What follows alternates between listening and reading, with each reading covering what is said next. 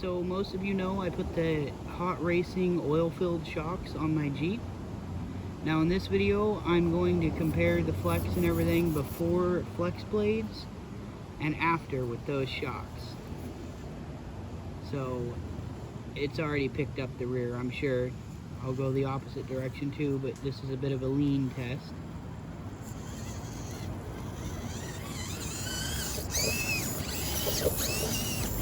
Turn around.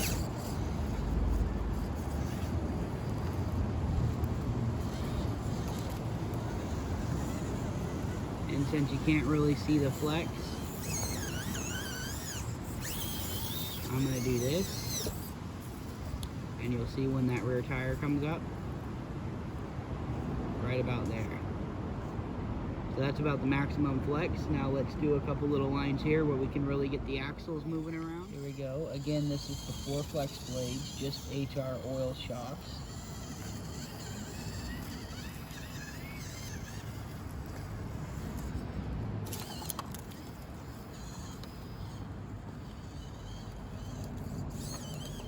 That branch is not helping us out at all.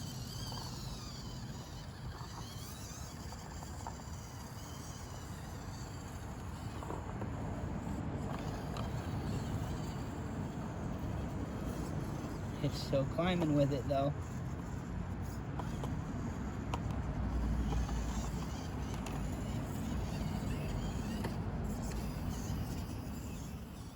So watch how the suspension flexes here on these rocks.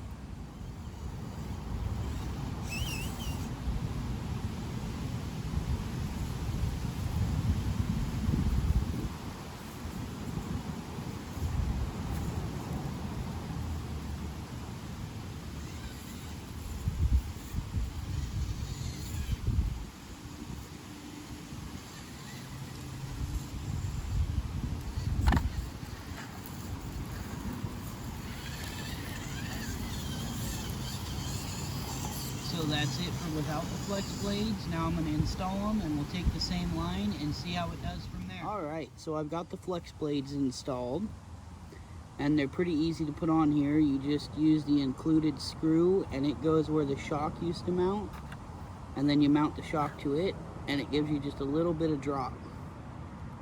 You can see how that works right there.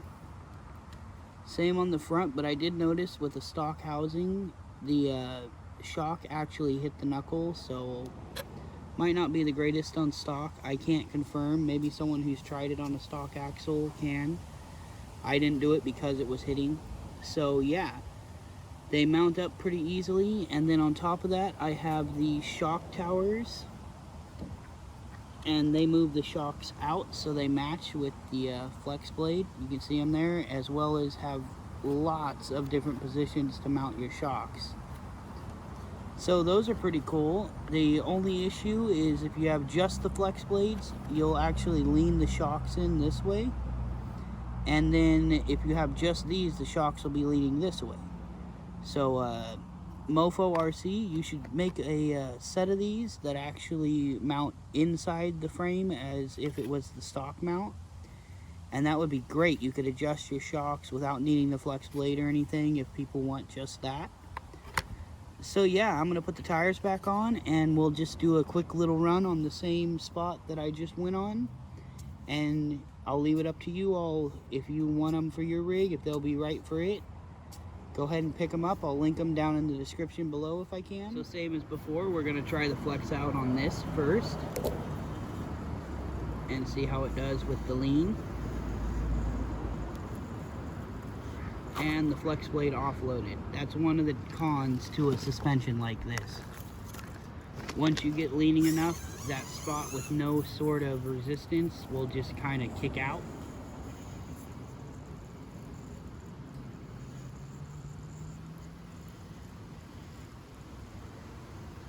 There it goes. Now let's turn around.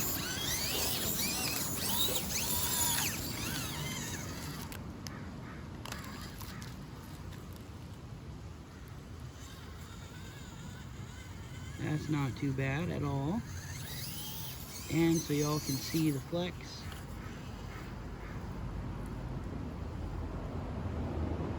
Now it just starts picking up the tire right about there. Almost all the way up it. So let's move on. So let's do this real quick, same spot. And if you're wondering how I got the bumper back on when it broke in that last video, well, basically I just super glued it on. Put some Gorilla super glue on there, and it's been holding pretty good. I think it might actually be stronger. It had separated at the layers from the 3D print. So yeah, we'll see how long that lasts.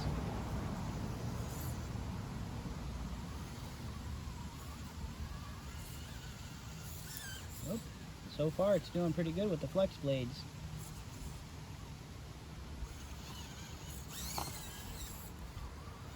Hitting this at the wrong angle.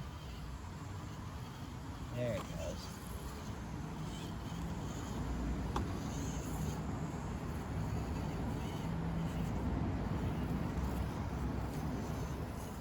Now we come down around this.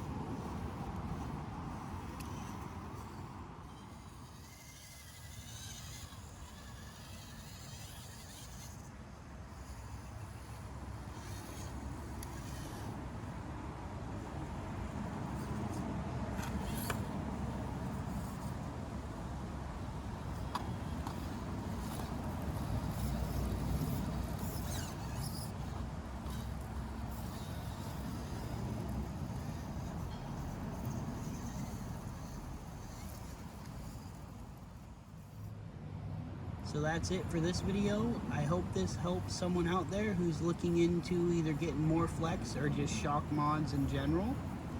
The flex blades do pretty good. It definitely gives it more flex, and it's actually pretty stable, especially compared to like double barrels on a normal wheelbase.